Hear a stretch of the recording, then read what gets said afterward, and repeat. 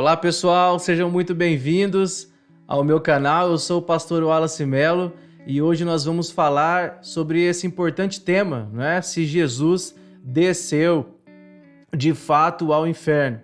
Essa é uma pergunta que muitos fazem, né? Muitas pessoas se perguntam a respeito disso e é uma doutrina que, né? E é um tema que está dentro da doutrina a respeito da natureza de Cristo, né? Da doutrina de Cristo, a cristologia, como nós estamos estudando. Esse já, se eu não me engano, é o quinto vídeo, né? Só sobre a doutrina de Cristo, né? Nós temos algumas outras ainda para expor, mas por enquanto nós iremos falar aqui sobre se Jesus de fato desceu ao inferno ou não. Se você ainda não é inscrito no nosso canal, por favor, ative aí o sininho de notificação, se inscreva no nosso canal para você sempre receber o nosso conteúdo e assim poder ficar mais familiarizado com a palavra de Deus, com o estudo da Escritura e tudo aquilo que a Bíblia tem a nos ensinar e a falar para nós a respeito da sua palavra. Bom, eu já vou compartilhar com vocês aqui a minha tela para vocês poderem ir dando uma olhadinha aí no que nós vamos tratar. Bom, doutrina de Cristo, né? Teria Cristo descido de fato ao inferno? Essa é uma curiosidade, né? Esse é um tema que surge dentro da Bíblia por conta de alguns textos bíblicos e nós precisamos falar um pouco disso, né? E dizer a verdade sobre isso, ter um pano de fundo aí histórico para a gente analisar e nós vamos compreender passo a passo aí quais os textos que podem ser que dão luz a essa interpretação e por que a grande maioria esmagadora dos cristãos hoje creem que Cristo desceu ao inferno. Vou tirar esse fone aqui. Vamos dar uma analisada aí nos slides, vamos ver o que tem aí. Teria Cristo descido ao inferno? Argumenta-se às vezes que Cristo desceu ao inferno depois de morrer. A frase desceu ao inferno não aparece na Bíblia, mas o credo apostólico amplamente usado diz: foi crucificado, morto e sepultado, desceu ao inferno e ao terceiro dia ressurgiu dos mortos. Isso significa que Cristo suportou sofrimentos após a sua morte na cruz? Então, é um fato e é um dado importante que nós precisamos analisar.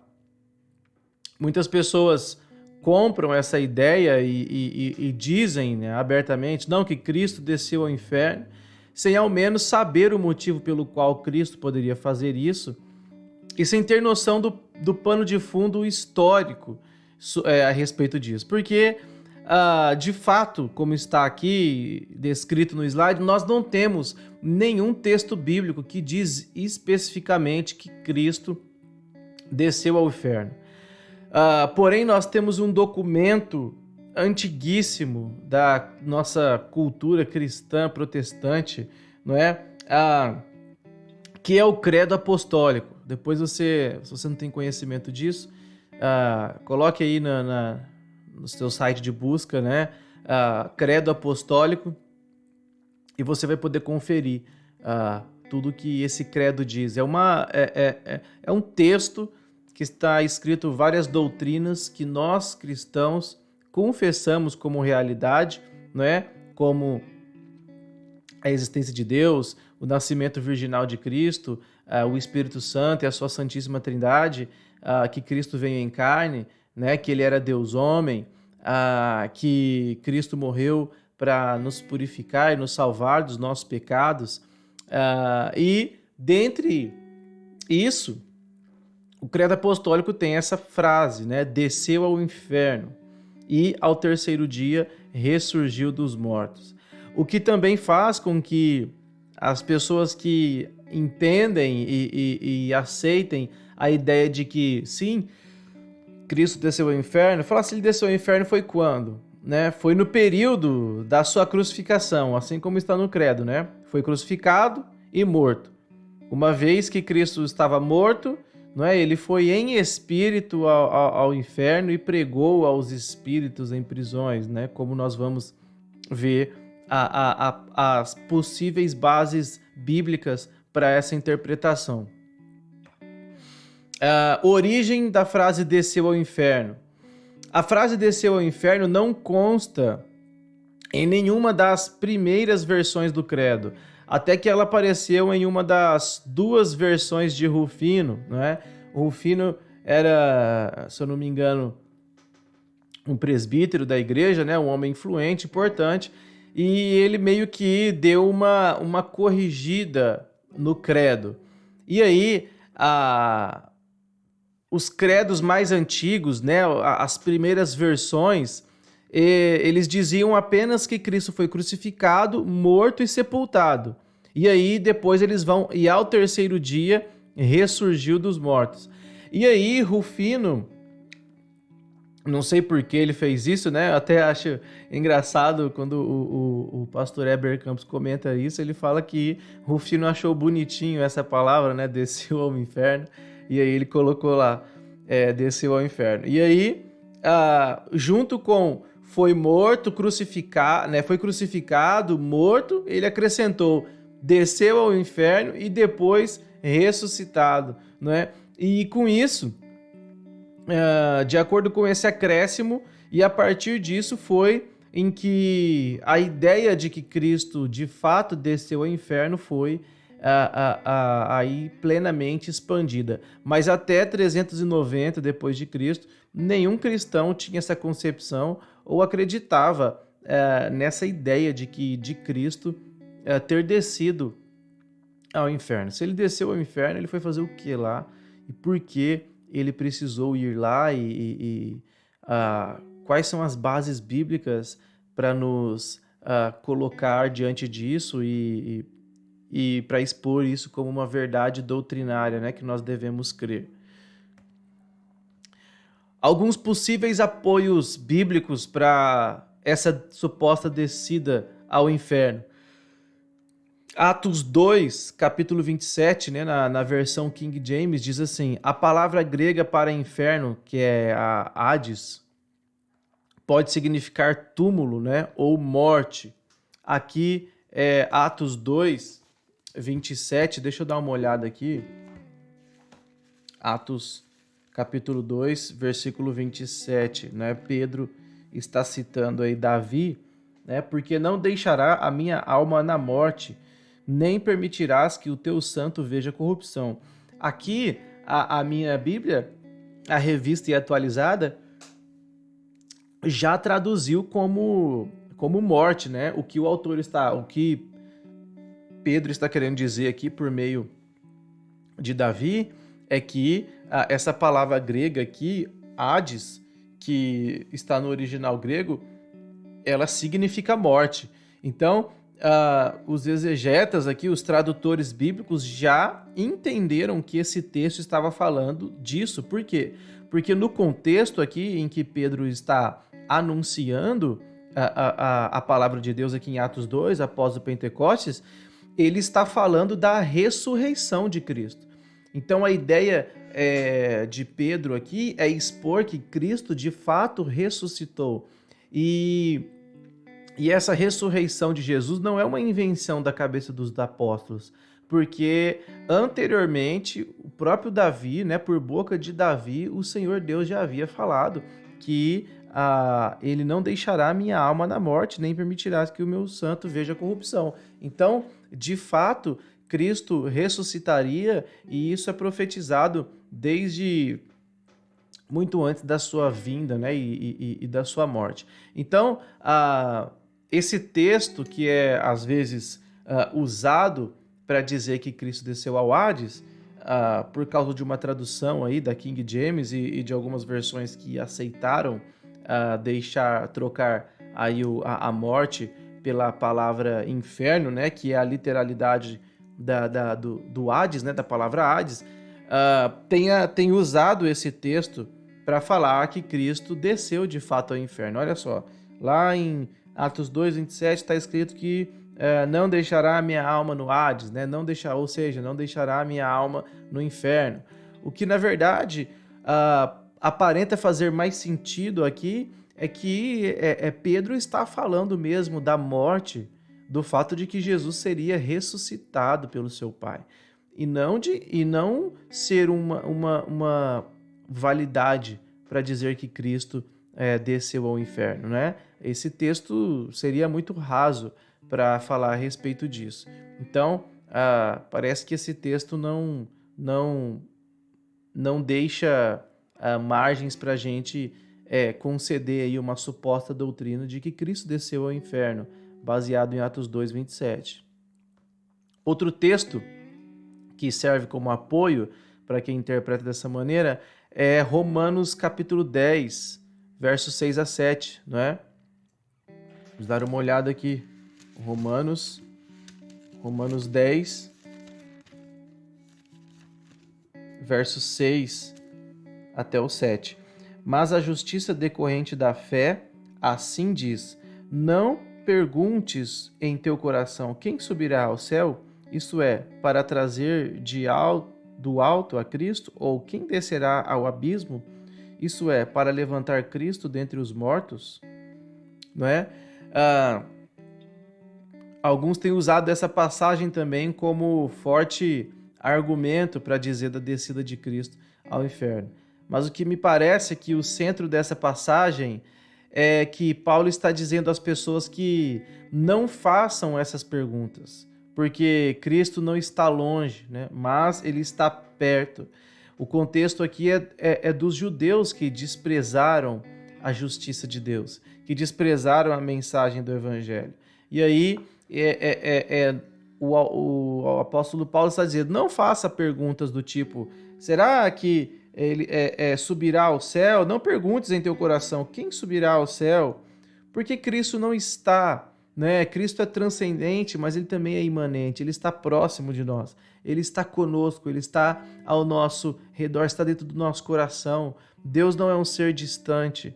Esse é o contexto, e não um argumento para dizer que Cristo desceu ao inferno, né? Efésios 4, versículos 8 e 9, nós vamos dar uma olhada também, são algumas passagens. Efésios 4, 8.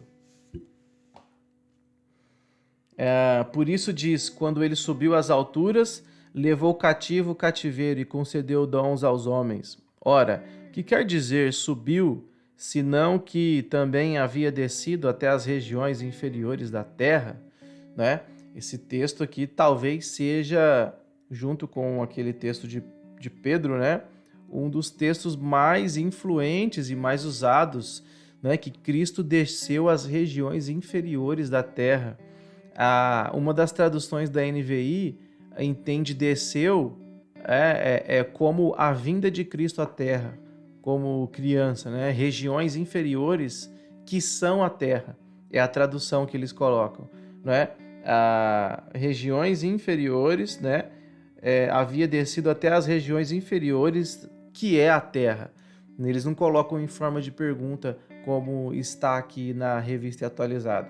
Então, esse texto deve ser entendido, obviamente, à luz do seu contexto.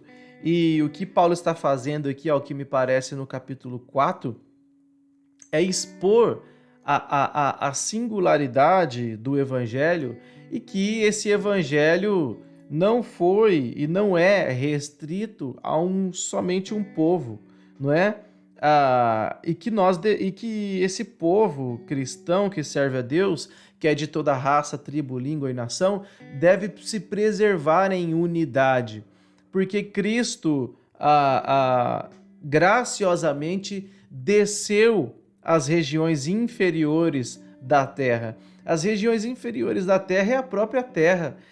Cristo desceu para essa inferioridade, para essa terra caída, pecaminosa. Essa inferioridade não é geográfico.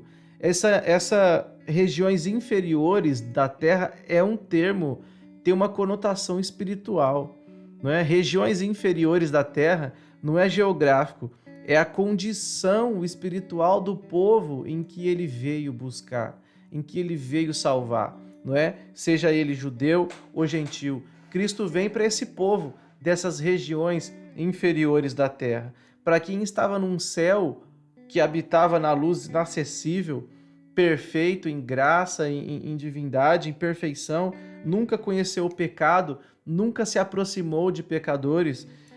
Vir à terra para Cristo era já vir para as regiões inferiores. Então, Cristo não desceu ao inferno. As regiões inferiores é a própria terra. Não é? Esse local é um local de inferioridade, de pequenez, de podridão, de escravidão, de pecados. Cristo estava num lugar perfeito e ele desceu até as regiões inferiores, até os lugares mais pecaminosos e buscou o seu povo, e buscou os perdidos, e buscou aqueles em quem ele havia de salvar. Então esse texto, ao meu ver, não dá crédito para que as pessoas entendam que Cristo desceu ao inferno. Possível apoio bíblico para a descida ao inferno também, 1 Pedro 3,18. Esse texto é bem usado, não é? 1 Pedro 3,18. Nós vamos dar uma olhada aqui. Primeira epístola que o apóstolo Pedro escreveu, verso 3, versículo 18. Diz assim: pois também Cristo morreu uma única vez pelos pecados, o justo pelos injustos, para conduzir-vos a Deus, morto sim na carne, mas vivificado no Espírito. O verso 19, no qual também foi e pregou aos espíritos em prisão, os quais no outro tempo foram desobedientes, quando a longanimidade de Deus aguardava nos dias de Noé, enquanto se preparava a arca, no qual poucos, a saber, 8 pessoas, foram salvos através da água. Aqui Pedro está incentivando seus leitores a testemunhar com ousadia aos incrédulos hostis da sua volta, não é? Cristo, como pregando a anjos caídos também, né? Tem essa ideia, proclamando libertação aos santos do Antigo Testamento. Essas são as ideias que são levantadas quando o pessoal fala que Cristo foi pregar no inferno. Ele foi pregar para quem? Por que as pessoas que estavam no inferno precisavam ouvir a mensagem? Será que elas foram levadas para lá de maneira injusta? São quem? São as pessoas do Antigo Testamento que não reconheceram a Cristo? Não faz sentido isso. Se Jesus desceu ao inferno, ele desceu para pregar para quem? Se a salvação no Antigo Testamento estava restrita ao povo de Israel e a salvação era por meio dos sacrifícios e Deus perdoava o seu povo mediante o sacrifício, e aqueles que morriam crendo que o sacrifício perdoava os seus pecados, eles eram alcançados pela graça de Deus. Por que Cristo deveria descer ao inferno e pregar para esse povo? Não é? Ou ele foi lá pregar a anjos caídos, não é? Como alguns dizem. Mas a ideia do texto aqui é que os espíritos em prisão são as pessoas que são escravas do pecado. Pessoas que não amam a Deus, pessoas que vivem na prática do pecado, pessoas que aborrecem a Deus constantemente, pessoas que são escravas do pecado, elas são espíritos em prisão. Não é? Esses são os nomes pelos quais Deus atribui a pessoas que não o amam, que não servem, que não são dependentes de Deus. São pessoas escravas do pecado. São pessoas dominadas pelo pecado. E elas são espíritos em prisão, não é? No outro tempo foram desobedientes quando a longanimidade de Deus aguardava nos dias de Noé. Então, semelhantemente o que Pedro está dizendo aqui, semelhantemente aos dias de Noé, né, quando Deus aguardava com paciência e Noé pregando, né, construindo a arca e pregando, construindo a arca e anunciando arrependimento. E Deus estava tendo paciência com aquele povo, porque anos e anos e anos Noé estava anunciando as verdades do evangelho e o povo não estava ouvindo. E ainda assim, Deus demorou todo aquele tempo para demonstrar juízo e para levar o povo de fato à condenação, não é? E serem aí de fato tragados pelas águas, não é? Então esse texto está falando aqui da graça de Deus, do período em que Deus está reservando para que os ímpios se arrependam. E os leitores de Pedro, os cristãos que estão lendo essa carta, deveriam testemunhar com ousadia aos incrédulos, assim como fez Noé, não é? Que mesmo diante da hostilidade da pregação da palavra, ele foi fiel a Deus e pregou com ousadia, até que entraram na arca ele, sua família, né? seus filhos, suas noras, sua esposa, os animais, e os demais foram mortos porque não creram na palavra. Então, de igual maneira vai acontecer com aqueles em que não derem atenção ao nosso testemunho, à nossa mensagem anunciada. Serão tragados, não é? Assim como nos dias de Noé. Então essa palavra, essa frase, né, esse texto, não dá o menor apoio para que nós entendamos dessa maneira. Essa ideia de que Cristo desceu ao inferno parece muito mais uma compreensão equivocada do credo apostólico, não é? E aí, uma vez que você concebe que deve crer que Cristo desceu ao inferno, você passa a buscar textos que apoiem a sua interpretação. Isso é errado, não é? A nossa doutrina, aquilo que nós cremos, ela deve fluir único e exclusivamente da palavra de Deus. Nós não temos crenças e a partir dela buscamos textos para validar aquilo que a gente crê. Nós cremos naquilo que é validado explicitamente pela Escritura.